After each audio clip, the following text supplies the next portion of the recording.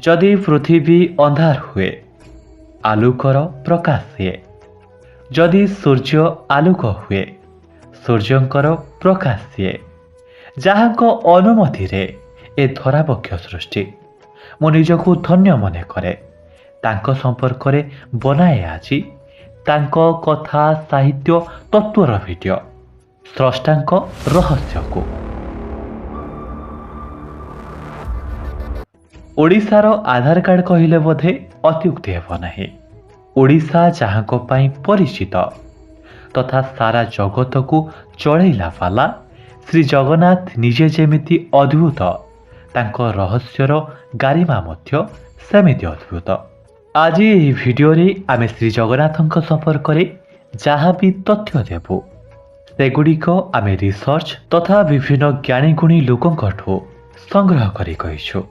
ଯଦି ଆମ ତଥ୍ୟରେ କିଛି ବି ତ୍ରୁଟି ଥାଏ ତାହେଲେ ଗୁରୁଜନ କିମ୍ବା ସାନ ଭାଇ ହିସାବରେ କ୍ଷମା କରିବା ସହିତ ଆମ ତ୍ରୁଟିର ସଂଶୋଧନ କମେଣ୍ଟ ବକ୍ସରେ ଦେବେ।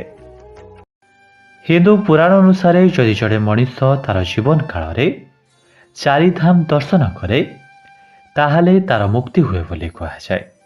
ମାତ୍ର ଏହି ଚାରିଧାମ ବଦ୍ରିନାଥ, ଦ୍ୱାରିକା, ଶ୍ରୀ ଜଗନ୍ନାଥ ଏବଂ ରାମେଶ୍ୱର ମନ୍ଦିର ମଧ୍ୟରୁ ପୁରୀ ଶ୍ରୀ ଜଗନ୍ନାଥ ମନ୍ଦିରକୁ ଶ୍ରେଷ୍ଠ ଧାମ ବୋଲି କୁହାଯାଏ।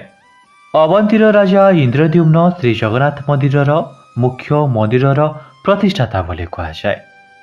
କିନ୍ତୁ କିଛି କାରଣରୁ ଜଗନ୍ନାଥ ମନ୍ଦିର ପୁରୀ ବେଳାଭୂମିରେ ପୋତି ହେବା ବହୁତ ବର୍ଷ ପରେ ଗଙ୍ଗବଂଶର ଶାସକ ଅନନ୍ତ ବର୍ମନ ଚୂଳଗଙ୍ଗ ଦେବ ଏହି ମନ୍ଦିରକୁ ଉଦ୍ଧାର କରି ପୁନଃ ପ୍ରତିଷ୍ଠା କରିଥିଲେ, ଯେଉଁଥିପାଇଁ ତାଙ୍କୁ ପୁରୀ ଜଗନ୍ନାଥ ମନ୍ଦିରର ପ୍ରକୃତ ପ୍ରତିଷ୍ଠାତା ବୋଲି କୁହାଯାଏ। ପୁରୀ ମନ୍ଦିରରେ ଥିବା ଚତୁର୍ଦ୍ଧାମୂର୍ତ୍ତି ବଳଭଦ୍ର, ସୁଭଦ୍ରା, ଜଗନ୍ନାଥ ଏବଂ ସୁଦର୍ଶନଙ୍କୁ କଳିଯୁଗର ଚଳନ୍ତି ଠାକୁର ବୋଲି କୁହାଯାଏ। ଆମ କାଳିଆ ଯେମିତି ନିଜେ ରହସ୍ୟମୟ ତାର ବାସସ୍ଥଳୀ ପୁରୀ ଜଗନ୍ନାଥ ମନ୍ଦିର ମଧ୍ୟ ସେମିତି ରହସ୍ୟାବୃତ, ଯାହାର ରହସ୍ୟର କଣିକାଟେ ଆଜି ଆପଣଙ୍କ ସାମ୍ନାରେ ବତାଇବାକୁ ଯାଉଛି। ରହସ୍ୟ ନମ୍ବର 1, ପତାକା। ପୁରୀ ଜଗନ୍ନାଥ ମନ୍ଦିର ଚୂଡ଼ାରେ ଥିବା ପତାକା, ଯାହାକୁ ପତିତପାବନ ବାନା ମଧ୍ୟ କୁହାଯାଏ, ତାହା ଦିଶେ ଯେମିତି ସାଧାରଣ ମାତ୍ର ତାହାର କାର୍ଯ୍ୟ ଅସାଧାରଣ। ଆପଣମାନେ ସବୁ ଜାଗାରେ ଲକ୍ଷ୍ୟ କରିଥିବେ ପବନ ଯେଉଁ ଦିଗରେ ବହୁଛି ସେହି ଦିଗକୁ ହିଁ ପତାକା ଉଡ଼େ। ମାତ୍ର ଆମ କାଳିଆର ଚମତ୍କାରିତା ଏହା କି ପୁରୀ ଶ୍ରୀ ଜଗନ୍ନାଥ ମନ୍ଦିରରେ ଠିକ୍ ଏହାର ବିପରୀତ ହୁଏ, ଅର୍ଥାତ୍ ପବନ ଯେଉଁ ଦିଗକୁ ବହୁଛି ପତାକା ତାହାର ଠିକ୍ ବିପରୀତ ଦିଗକୁ ଉଡ଼େ। ରହସ୍ୟ ନମ୍ବର 2, ନୀଳଚକ୍ର। ପୁରୀ ଜଗନ୍ନାଥ ମନ୍ଦିର ଉପରେ ପତାକାର ଠିକ୍ ତଳେ ଥିବା 20 ଫୁଟ ଓସାର ଓ 1 ଟନ୍ର ଓଜନ ତଥା ଅଷ୍ଟଧାତୁରେ ନିର୍ମିତ ନୀଳଚକ୍ରର କାର୍ଯ୍ୟ ମଧ୍ୟ ସେମିତି ବିସ୍ମୟକର। ଆପଣ ପୁରୀ ସହରରେ ଜଗନ୍ନାଥ ମନ୍ଦିରର ଚୂଡ଼ା ଦିଶୁଥିବା ଯେକୌଣସି ସ୍ଥାନରୁ ସେ ନୀଳଚକ୍ରକୁ ଚାହିଁବେ ଆପଣ ଦେଖିବେ ନୀଳଚକ୍ର ଆପଣଙ୍କ ଆଡ଼କୁ ମୁହଁ କରିଥିବାର ଦେଖାଯାଏ, ଯାହାର ରହସ୍ୟ ଏବେ ବି ମଧ୍ୟ ବୈଜ୍ଞାନିକମାନଙ୍କୁ ସ୍ତବ୍ଧ କରି ରଖିଛି। ରହସ୍ୟ ନମ୍ବର 3, ମନ୍ଦିରର ଛାଇ ଦେଖିବାକୁ ମିଳିନଥାଏ। ଦୁନିଆରେ ଏମିତି କୌଣସି ବସ୍ତୁ ନାହିଁ ଯାହା ଉପରେ ଆଲୋକ ପଡ଼ିଲେ ତାର ଛାଇ ପଡ଼ିବନି।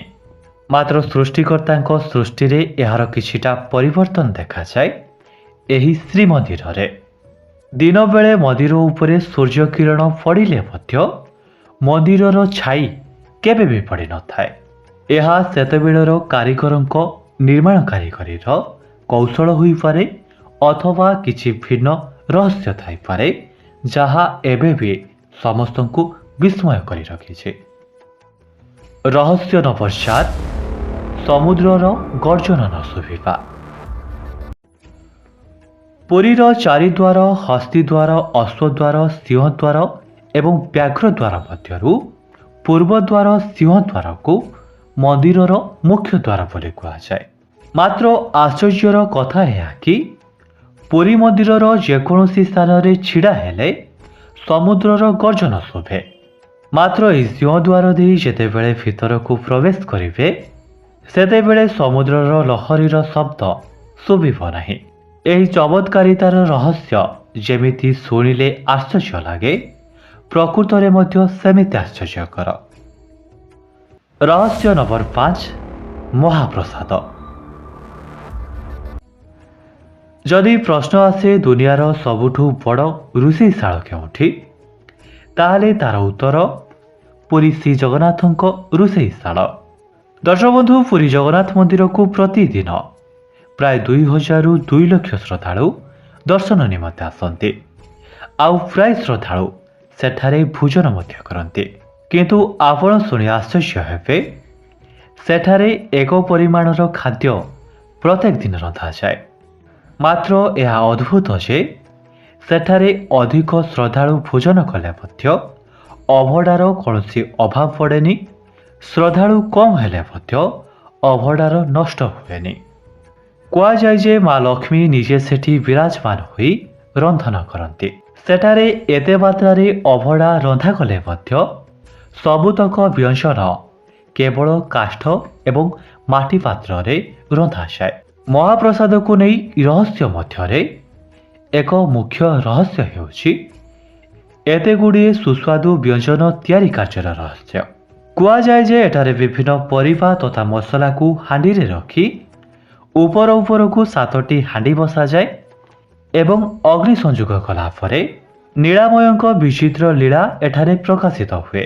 ଅର୍ଥାତ୍ ପ୍ରଥମେ ଉପର ପାତ୍ରରେ ସର୍ବପ୍ରଥମେ ଖାଦ୍ୟ ପ୍ରସ୍ତୁତ ହୁଏ, ତାପରେ ଯାଇ ଷଷ୍ଠ, ପଞ୍ଚମ, ଚତୁର୍ଥ, ତୃତୀୟ, ଦ୍ୱିତୀୟ ଏବଂ ସର୍ବଶେଷରେ ପ୍ରଥମ ପାତ୍ରରେ ଖାଦ୍ୟ ପ୍ରସ୍ତୁତ ହୁଏ, ଯାହାର ରହସ୍ୟର ପର୍ଦ୍ଦାକୁ ଆଜି ପର୍ଯ୍ୟନ୍ତ ମଧ୍ୟ ବୈଜ୍ଞାନିକଙ୍କୁ ଅବାକ୍ କରି ରଖିଛି। ଆଶା କରୁଛି ଆମ ମୌଡ଼ମଣିଙ୍କ ରହସ୍ୟପୂର୍ଣ୍ଣ ବିଶାଳ ସମୁଦ୍ରରୁ ଟୋପାଏ ପାଣିକୁ ଆପଣଙ୍କ ଆଗରେ ପଖାଣିଲି। ଭିଡ଼ିଓକୁ ଲାଇକ୍ କରିବା କିମ୍ବା ସବସ୍କ୍ରାଇବ୍ କରିବା ଏହା ଆପଣଙ୍କ ବ୍ୟକ୍ତିଗତ ବ୍ୟାପାର। ରହୁଛି। ଜୟ ଜଗନ୍ନାଥ।